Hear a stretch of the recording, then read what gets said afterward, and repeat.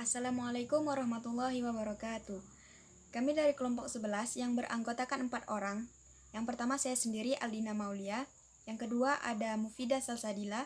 Yang ketiga ada Ilham Anugrah. Dan yang keempat ada Setia Mulyana. Kami mahasiswa perbankan syariah kelas 2B akan membahas materi kami mengenai ketidaksempurnaan pasar dalam ekonomi Islam pada mata kuliah Ekonomi Mikro Islam. Langsung saja pada pembahasannya. Untuk pembahasan yang pertama yaitu keseimbangan pasar karena itikar atau monopoli. Pasar adalah tempat bertemunya antara penjual dan pembeli dan melakukan transaksi barang atau jasa. Pasar yang selama ini berkembang khususnya di Indonesia hanya tertuju untuk mencari keuntungan semata dan cenderung pada kepentingan sepihak.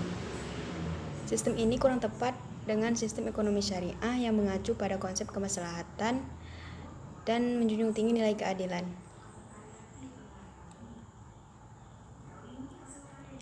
Sistem yang seimbang yaitu keseimbangan antara memaksimalkan keuntungan dan pemenuhan prinsip syariah dalam kegiatan pasar.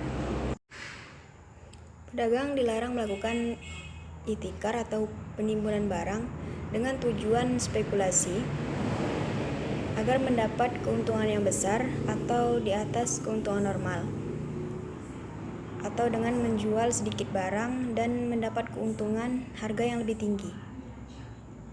Setiap penimbunan dengan tujuan kepentingan spekulasi yang dampaknya mengganggu pasar dan sosial ekonomi, maka itikar itu dilarang.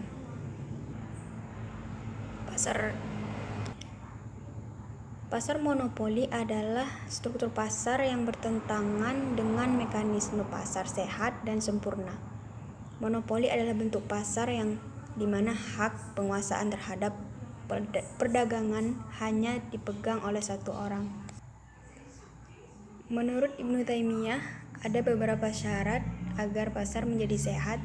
Yang pertama, larangan dalam pemaksaan orang untuk menjual barang yang tidak diharuskan untuk menjualnya.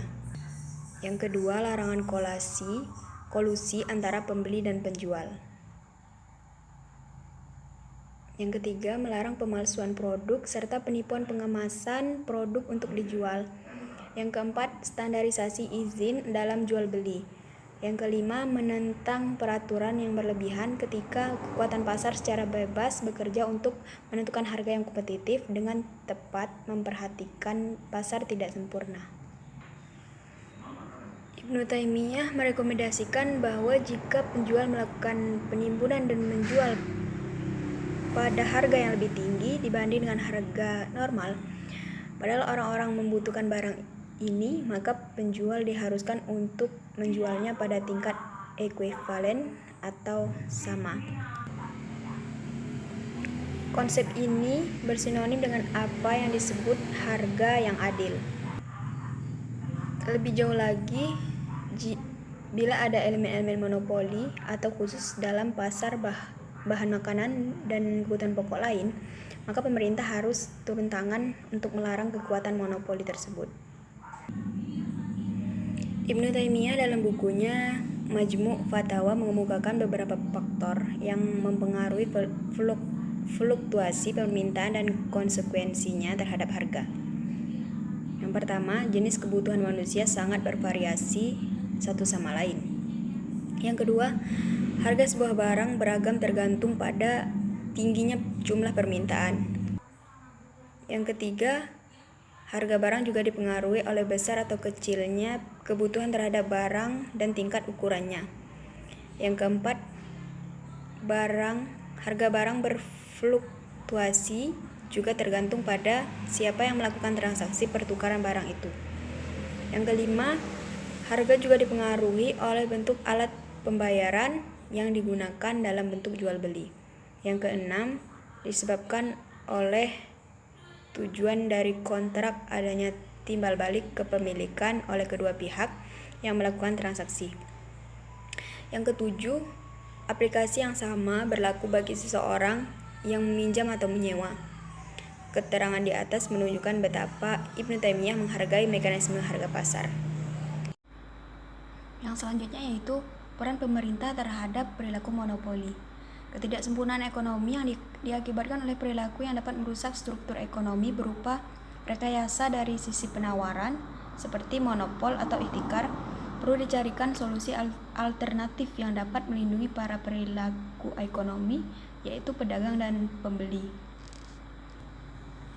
Islam menawarkan konsep yang antisipatif dan preventif terhadap perilaku-perilaku yang dapat merusak struktur ekonomi, yaitu dengan memaksimalkan peran pemerintah untuk melakukan pengawasan terhadap aktivitas ekonomi, sehingga akses informasi dapat dirasakan dan dinikmati oleh semua pihak yang terlibat dalam aktivitas ekonomi, serta menciptakan harga yang adil pada akhirnya dapat mewujudkan keseimbangan ekonomi. Yang pertama, ada tindakan preventif, mencegah talaki al-rukban, yakni tindakan yang dilakukan oleh pedagang yang memiliki informasi lengkap untuk membeli barang produsen yang tidak memiliki informasi benar tentang harga untuk mendapat harga yang lebih murah dari harga sesungguhnya.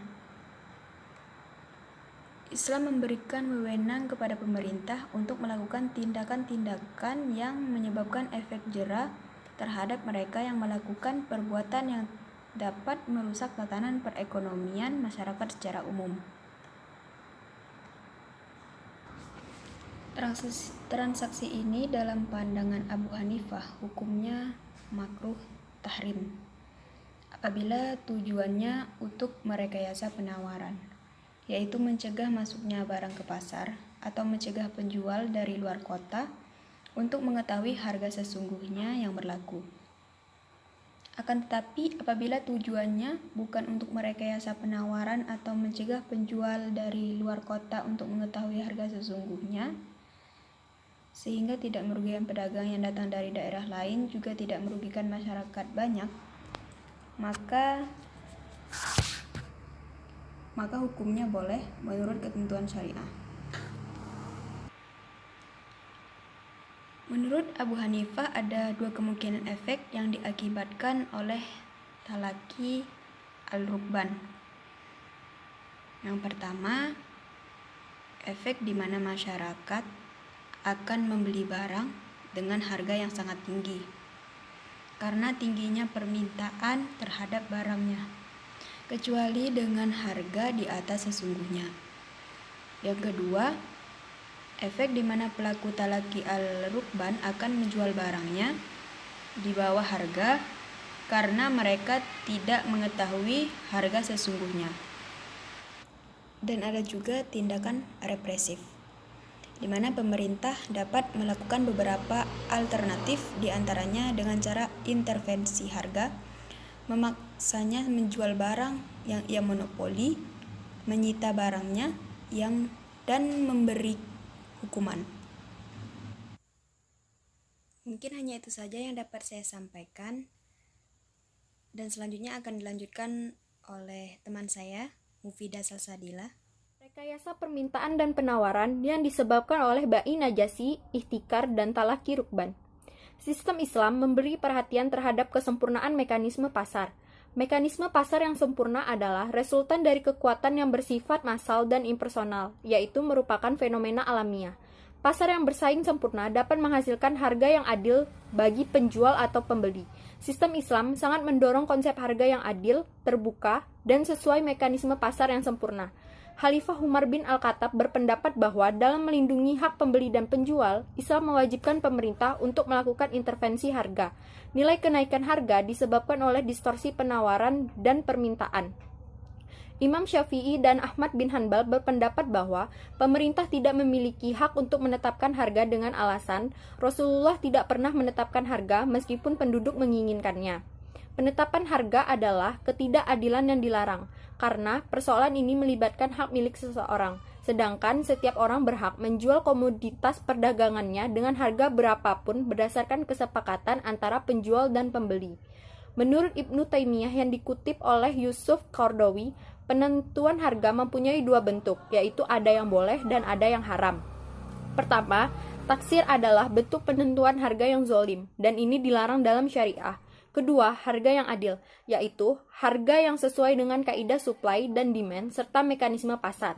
Selanjutnya, Qardawi menyatakan bahwa jika penentuan harga dilakukan dengan memaksa penjual menerima harga yang tidak mereka ridhoi, maka tindakan ini tidak dibenarkan oleh agama. Namun, jika penentuan harga itu menimbulkan suatu keadilan bagi seluruh masyarakat, seperti menetapkan undang-undang untuk tidak menjual di atas harga resmi, maka hal ini diperbolehkan dan wajib diterapkan. Menurut Adi Warman Karim, bahwa penentuan harga dilakukan oleh kekuatan-kekuatan pasar, yaitu kekuatan permintaan dan penawaran. Dalam konsep Islam, pertemuan permintaan dengan penawaran tersebut haruslah terjadi secara rela sama rela. Tidak ada pihak yang merasa terpaksa untuk melakukan transaksi pada tingkat harga tersebut. Pasar dijamin kebebasannya dalam sistem Islam. Pasar bebas menentukan cara-cara produksi, konsumen, distribusi, dan harga selama tidak ada pelanggaran syariah. Tidak boleh ada gangguan yang mengakibatkan rusaknya keseimbangan pasar. Namun, dalam kenyataannya, sulit ditemukan pasar yang berjalan sendiri, secara adil atau fair. Distorsi pasar tetap sering terjadi, sehingga dapat merugikan berbagai pihak. Disinilah pentingnya etika pelaku pasar dan peran pemerintah untuk membangun mekanisme pasar yang sehat, kompetitif, dan adil. Tingkat harga sesuai sunatullah sesuai dengan tingkat permintaan atau demand dan penawaran atau supply. Sehingga dalam mekanisme pasar Islam, semua pihak dapat menikmati harga secara adil dan secara manusiawi atau fitrah tidak terbantahkan setiap manusia. Konsep mekanisme pasar dalam Islam dibangun atas prinsip-prinsip sebagai berikut. Pertama, kerelaan atau arido, yakni segala transaksi yang dilakukan haruslah atas dasar kerelaan antara masing-masing pihak. Freedom contract. Hal ini sesuai dengan Quran Surah An-Nisa ayat 29. Hai orang-orang yang beriman, janganlah kamu saling memakan harta sesamamu dengan jalan yang batil, kecuali dengan jalan perniagaan yang berlaku dengan suka sama suka di antara kamu. Dan janganlah kamu membunuh dirimu. Sesungguhnya Allah adalah Maha Penyayang kepadamu. Kedua, kejujuran atau honesty. Kejujuran merupakan pilar yang sangat penting dalam Islam, sebab kejujuran adalah nama lain dari kebenaran itu sendiri. Islam melarang tegas melakukan kebohongan dan penipuan dalam bentuk apapun, sebab nilai kebenaran ini akan berdampak langsung kepada para pihak yang melakukan transaksi dalam perdagangan dan masyarakat secara luas. Ketiga, keterbukaan atau transparansi. Pelaksanaan prinsip ini adalah transaksi yang dilakukan dituntut untuk berlaku benar dalam pengungkapan kehendak dan keadaan yang sesungguhnya baik hati, ucapan maupun perbuatan. Keempat, keadilan atau justice. Menempatkan segala mekanisme pasar sesuai proporsi keadaan dan latar belakang. Kelima, amanah, yaitu menghindari penentuan harga yang spekulatif sehingga harga yang terjadi tidak fair. Faktor-faktor yang mempengaruhi harga dalam Islam. Pertama, ketersediaan barang atau supply. Ketersediaan barang atau jasa dalam pasar akan memudahkan masyarakat untuk memenuhi kebutuhannya, sehingga harga secara relatif senantiasa akan berada dalam keseimbangan. Dan sebaliknya, kelangkaan akan mendorong spekulasi yang bisa berakibat pada kenaikan harga. Kedua, rekayasa atau demand. Bai Najasi adalah produsen menyuruh pihak lain memuji produknya atau menawar dengan harga tinggi sehingga calon pembeli yang lain tertarik untuk membeli barang dagangannya. Najasi dilarang karena dapat menaikkan harga barang-barang yang dibutuhkan oleh para pembeli. Rasulullah Shallallahu Alaihi Wasallam bersabda, janganlah kamu sekalian melakukan penawaran terhadap barang tanpa bermaksud untuk membeli. Hadis riwayat Tirmizi. Ketiga, rekayasa supply atau bai ihtikar, yaitu mengambil keuntungan di atas keuntungan normal dengan cara menahan barang untuk tidak beredar di pasar supaya harganya naik. Keempat, talaki al-rukban. Praktek ini dengan cara mencegat orang-orang yang membawa barang dari desa dan membeli barang tersebut sebelum tiba di pasar. Rasulullah Shallallahu Alaihi Wasallam melarang praktek semacam ini dengan tujuan untuk mencegah terjadinya kenaikan harga. Beliau memerintahkan agar barang-barang langsung dibawa ke pasar sehingga penyuplai barang dan para konsumen bisa mengambil manfaat dari harga yang sesuai dan alami. Setiap bentuk yang dapat menimbulkan ketidakadilan itu dilarang seperti 1. Talaki rukban dilarang karena pedagang yang menyongsong di pinggir kota mendapat keuntungan dari ketidaktahuan penjual dari kampung akan harga yang berlaku di kota. 2. Mengurangi timbangan dilarang karena barang dijual dengan harga yang sama untuk di jumlah yang lebih sedikit. 3. Menyembunyikan barang yang cacat dilarang karena penjual mendapat harga yang baik untuk kualitas yang buruk. 4. Menukar kurma kering dengan kurma basah dilarang karena takaran kurma basah ketika kering bisa jadi tidak sama dengan kurma kering yang ditukar. 5. Menukar satu takar kurma kualitas bagus dengan 2 takar kurma kualitas sedang dilarang karena kualitas kurma mempunyai harga pasarnya.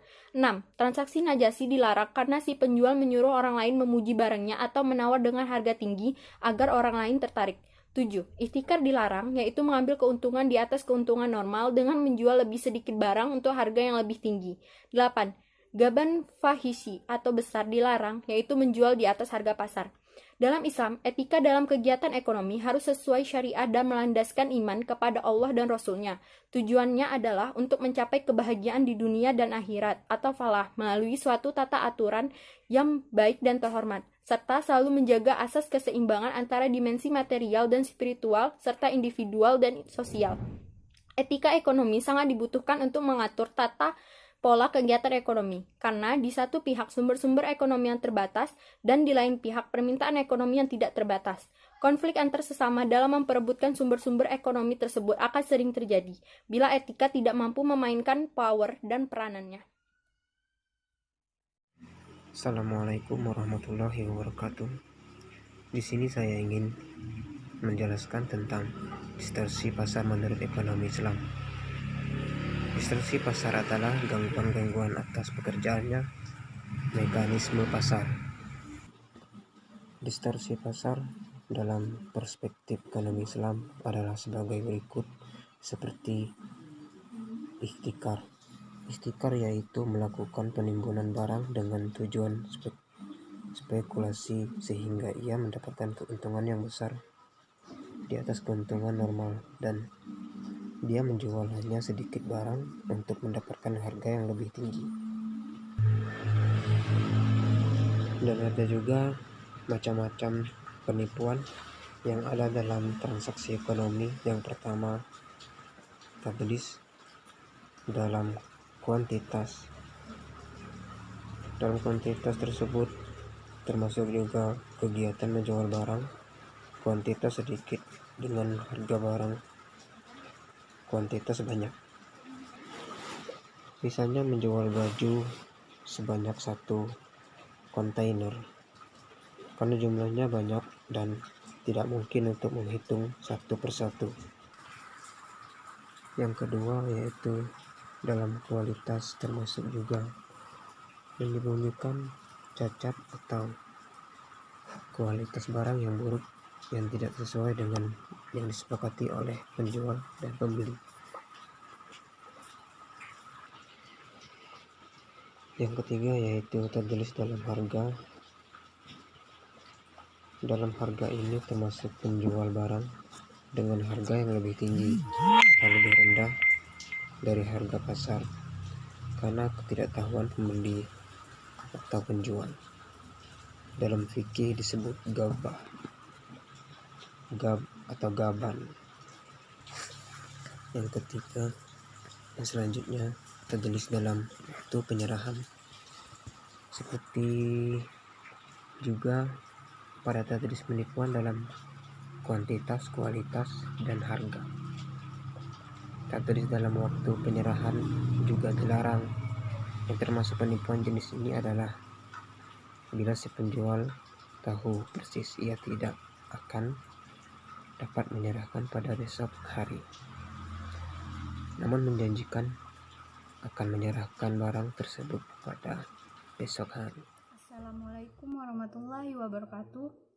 Perkenalkan, nama saya Setia Mulyana. Saya ingin melanjutkan makalah kami, yaitu materi keempat, dampak ihtikar. Dalam konteks syariat, interaksi pemenuhan kebutuhan hidup disebut dengan muamalah. Dalam konteks ini, interaksi yang terjadi memiliki batasan-batasan yang harus dijaga, terutama dalam persoalan transaksi.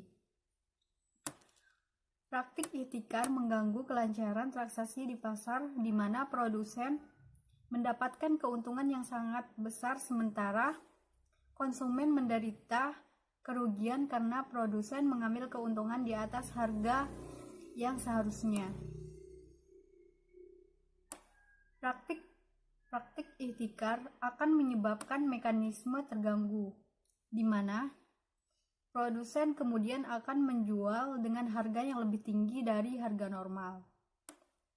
Ihtikar dalam perspektif hukum Islam merupakan praktik perdagangan yang sangat tidak bermoral dan juga tidak manusiawi, karena praktik perdagangan semacam itu banyak menimbulkan mudarat bagi kehidupan manusia. Di antara mudarat yang biasa menimbulkan adalah adlaik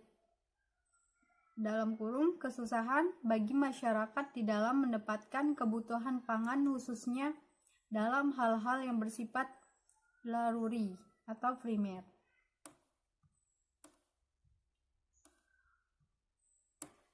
Dan yang kedua, talaki rukban, masih dalam menjelaskan distorsi pasar pada sisa penawaran. Tindakan yang dilakukan oleh perdagangan kota atau pihak yang lebih memiliki informasi yang lebih lengkap membeli barang petani, produsen yang tidak memiliki informasi yang benar tentang harga di pasar yang masih di luar kota untuk mendapatkan harga yang lebih murah dari harga pasar yang sesungguhnya. Transaksi ini dilarang karena mengandung dua hal, yaitu satu, mencegah masuknya barang ke pasar, dan yang kedua, mencegah penjual dari luar kota untuk mengetahui harga pasar yang berlaku. Inti dari pelarangan ini adalah tidak adilnya tindakan yang dilakukan oleh pedagang kota yang tidak menginformasikan harga yang sesungguhnya terjadi di pasar.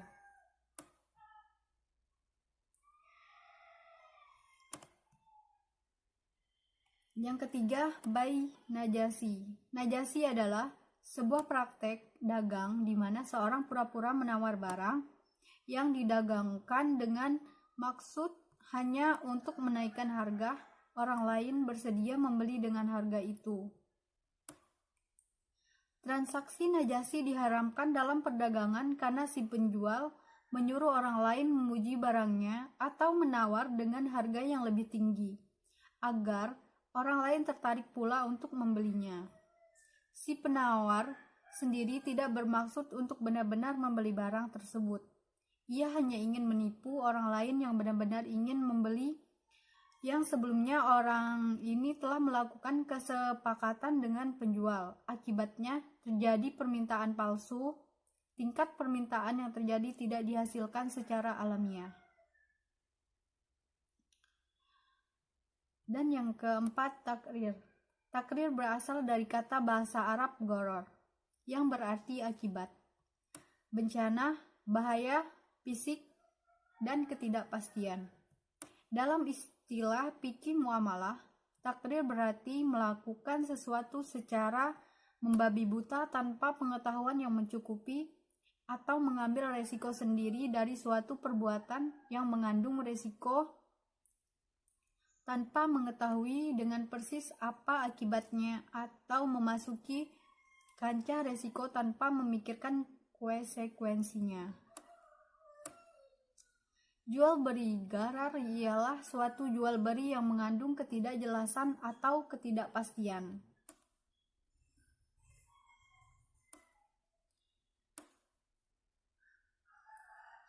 Gharar terdapat dalam 1. Barang yang diperdagangkan belum ada. 2. Penjual tidak dapat menyerahkan barang. Dan yang ketiga, penjual barang dilakukan dengan cara penipuan untuk menarik minat pembeli supaya tertarik untuk melakukan transaksi.